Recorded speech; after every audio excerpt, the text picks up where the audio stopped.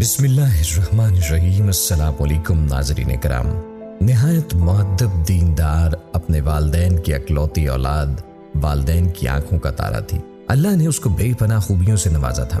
ناظم پڑھائی کے آخری مراحل میں داخل ہو چکا تھا اور ایک یونیورسٹی میں زیر تعلیم تھا۔ ناظم نہایت ذہین اور ہونہار، اپنے ساتھیوں اور اساتذہ کا پسندیدہ طالب علم تھا اور امی جان کی ہر کال پر ایک ہی خواہش ہوتی، بیٹا اپنا گھر بسا لے، ہماری زندگی کا کوئی بھروسہ نہیں، نہ جانے کب زندگی کی بازی ہار جائیں، ہم چاہتے ہیں تیرے لیے اپنے ہاتھوں سے دیندار نیک لڑکی بیاہ کر لائیں جو تیری دین و دنیا کا کل سرمایہ ہو، تیری آنے والی نسل کو پروان چڑھائے گی۔ ناظم جو نہایت ادب سے والدین کی نصیحتوں کو سن رہا تھا، آخر کار اس کو ہتھیار ڈالنے پڑے۔ اس نے کہا کہ جیسے آپ کی خواہش میں خوش ہوں، لیکن صرف 2 ہفتے کی چھٹی کے لیے آ سکتا ہوں۔ باپ نے فوراً کہا، ناظم بیٹا، ایک بہت اچھا رشتہ ہے، میرے ایک بہت قریبی دوست کی بھانجی ہے، تمہاری ماں مل چکی ہے، بہت ہی عمدہ اخلاق اور اعلیٰ صفات کے مالک ہے، تیرے لیے بہترین جیون ساتھی ثابت ہوگی، اور میں اپنی تحقیق کروا چکا ہوں۔ ناظم کا ذہن کچھ دیر کے لیے خیالی تصورات میں چلا گیا، تھوڑی دیر خاموش رہنے کے بعد گویا ہوا، ٹھیک ہے بابا جان، جو آپ کو مناسب لگتا ہے کر گزرے، آپ نے ہمیشہ میری بہترین رہنمائی کی ہے اور مجھے آپ کی پسند پر کوئی اعتراض نہیں، بیٹا اللہ تجھے دین و دنیا میں کامیاب کرے۔ یہ لو میرے بچے، اپنی ماں سے بات کرو۔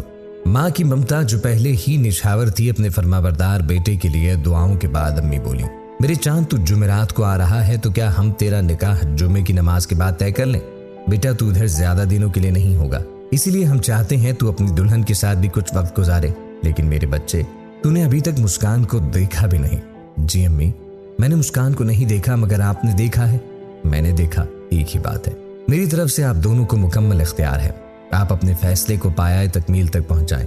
ناظرین کرام، ناظم کی شادی کیسے ہوئی اور کیا واقعہ پیش آیا، یہ سب جاننے کے لیے ہمارے ساتھ آخر تک جڑے رہیے گا، اور اگر آپ نے ہمارا چینل سبسکرائب نہیں کیا تو ابھی سبسکرائب کر لیں۔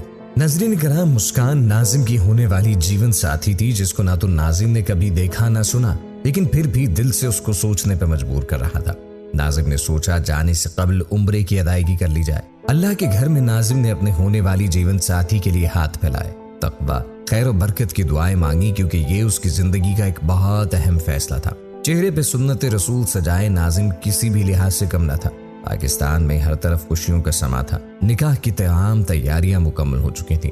راولپنڈی سے جہلم 2 سے 2.5 گھنٹے کا سفر ہے اور ہم سیدھا مسجد جائیں گے، نماز جمعہ کی ادائیگی اور پھر نکاح انشاءاللہ۔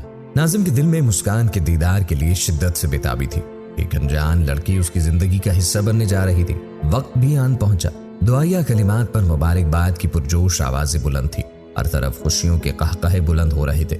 رخصتی بعد نماز عصر ہوگی، ایک آواز سنائی دی، چند قریبی لوگ اور دوست بارات لے جانے کے لیے پر تول رہے تھے۔ ناظم کی ماں نے مسکان کو اپنے پہلو میں بٹھا لیا، ابا جی نے ڈرائیونگ سیٹ کو سنبھالا اور پھر ناظم اگلی سیٹ پر بابا جان کے ساتھ پراجمان ہو گئے۔ کچھ دیر بعد گاڑی سڑک پہ دوڑنے لگی، دھیرے دھیرے سورج اپنی تپش کھو رہا تھا۔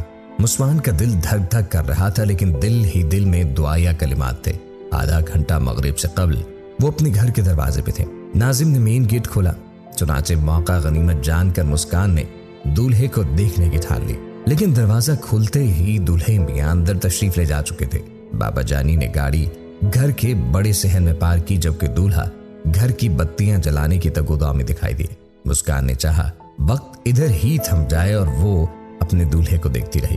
واپڈا والوں کی کرم نوازی کے کیا کہیے، بجلی چلی گئی اور ایسی اسنا میں اندھیرا پھیلنے لگا۔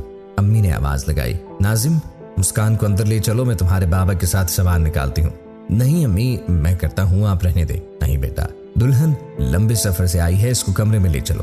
ناظم نے اپنا دایاں ہاتھ آگے بڑھاتے ہوئے کہا، آ جائیں، آپ کو اندر لے چلو۔ مسکان کا دل یوں چل رہا تھا، خوشی کا کوئی ٹھکانہ نہ تھا کہ دیندار، خوبصورت اور خوب سیرت شخص اس کی زندگی کا ہم سفر ہے۔ دل میں بسم اللہ بول کر اس نے اپنے دستانے والا ہاتھ آگے بڑھایا۔ اس نے دل ہی دل میں نہ جانے کیا کیا سوچا۔ چند لمحوں میں وہ اپنے کمرے میں آن پہنچے۔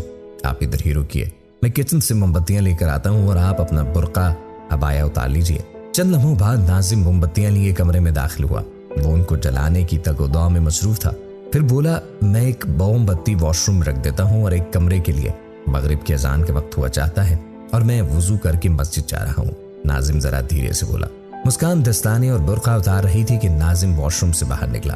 اچانک ناظم کی نظر اس کے مرمری ہاتھ پہ پڑی۔ بہت پتلے اور نازک ہاتھ تھے، لیکن اندھیرے کی وجہ سے وہ اندازہ کرنے سے قاصر تھا۔ جی مجھے بھی وضو کرنا ہے، مسکان دھیرے سے لہجے سے بولی۔ جی ضرور۔ پانی سے اس کا سارا بناؤ سنگھار اتر چکا تھا، لیکن مسکان اس چیز کی پرواہ کیے بغیر جائے نماز پہ کھڑی ہو گئی۔ اپنے رب کے سامنے سجدہ ریز تھی اور گڑ گڑا کے دعا مانگ رہی تھی کہ دروازے پر آہٹ نے مسکان کے دل کو تیزی سے دھڑکنے پہ مجبور کیا۔ اسے لگا کہ ناظم واپس آ گئے، مگر باہر سے امی کی آواز آئی، بیٹی یہ میں ہوں۔ مسکان دروازے کی طرف لپکی اور امی کا استقبال کیا۔ امی بھی بہو کو اس حلیے میں دیکھ کے صدقے واری ہو رہی تھی۔ میری بچی کا اپنے رب سے مضبوط تعلق ہے، ماشاءاللہ۔ انہوں نے اسے پیار سے گلے لگایا اور ڈھیر دعائیں دی۔ کھانا لگا دوں؟ امی نے پوچھا۔ جی مجھے بھوک نہیں۔ بجلی کے نزول کے ساتھ ہی ناظم اور بابا جان کمرے میں داخل ہو چکے تھے۔ ناظم نے اونچی آواز سے سلام بولا۔ اچانک نظر دلہن کے سانولے ہاتھوں پہ پڑی تو دل بجھ سا گیا، مگر اپنے جذبات کو نہ ظاہر کرنے میں کامیابی کا جھنڈا گاڑا۔ بابا جان نے بھی خوب محبت نچھاور کی اور کھانے کے لیے بلایا، لیکن ناظم نے صاف انکار کر دیا کہ بھوک نہیں ہے۔ اس کا دل مسکان کی سانولی رنگت کو دیکھ کر ٹوٹ گیا۔ دونوں بزرگوں کے کمرے سے نکلتے ہی خاموشی چھا گئی۔ مسکان شرم سے سر جھکائے کھڑی تھی اور چہرہ ٹھیک طرح سے دکھائی نہیں دیا، لیکن ہاتھوں کی رنگت بتا رہی تھی کہ محترمہ کافی ساملی ہے۔ اس غم نے ناظم کو اندر ہی اندر کھانا شروع کر دیا۔ آخر امی اور بابا نے اس کا انتخاب کیوں کیا؟ میرا اور اس کا بھلا کیا جوڑ ہے؟ وہ خود ہی سوال جواب کر رہا تھا۔ آخر ظاہری حسن بھی کوئی چیز ہے جو خود کو اتنے سال عورت کو فتنوں سے بچائے رکھا۔ زناکاری سے خود کو بچایا تو کس کے لیے؟ حلال رشتے کے لیے، حلال رشتے کے لیے، ایک دل کو موہ لینے والی بیوی کے لیے۔ اس کا دماغ معاوف ہو رہا تھا۔ وہ اٹھا اور کمرے سے باہر چلا گیا۔ دوسرے کمرے میں آ کر اس نے دروازہ بند کیا، کمرے کے چکر لگانے لگا اور رونے لگا۔ اب وہ کیا کرے؟ اپنے آپ کو بے قابو محسوس کر رہا تھا کہ بابا کو کیا کہے، اماں کو کیا کہے، اور اس لڑکی کے ساتھ کیسے نباہ کرے۔ اسے کچھ سجھائی نہ دیا اور اس پر ایک لمحہ مایوسی ایسی سوار ہوئی کہ اس نے بنا سوچے چھت سے رسی ڈال کر گردن میں ڈال لی۔ وہ خود سے سوال کر رہا تھا اور خود ہی جواب دے رہا تھا۔ اس سے پہلے کہ اس سے کچھ غلط ہوتا، اس کے دماغ میں کچھ آیا اور اس کا ضمیر اسے ملامت کرنے لگا۔ اسے حدیث رسول صلی اللہ علیہ وآلہ وسلم یاد آئی کہ دنیا ایک پونجی ہے اور دنیا کی سب سے بہترین پونجی نیک عورت ہے۔ کسی عورت سے ان 4 چیزوں کے سبب نکاح کیا جاتا ہے، ایک اس کا مال و دولت، اس کا حسب نسب اور اس کا حسن و جمال، لیکن دیکھو تم دین والی کو ترجیح دینا۔ ناظرین اتنی سوچ آئی کہ ناظم خود پہ ملامت کرنے لگا، اللہ کے حضور گڑ گڑا کے معافیا مانگنے لگا اور سوچنے لگا جو اللہ کا فیصلہ ہے میں اسی پہ راضی ہوں۔ بے شک ناظرین کرام، ہمیں بھی احادیث مبارکہ پہ عمل کرتے ہوئے اپنی زندگی گزارنی چاہیے۔ نہ ہمارا کوئی فیصلہ غلط ہوگا، نہ ہماری دنیا خراب ہوگی اور نہ ہماری آخرت خراب ہوگی۔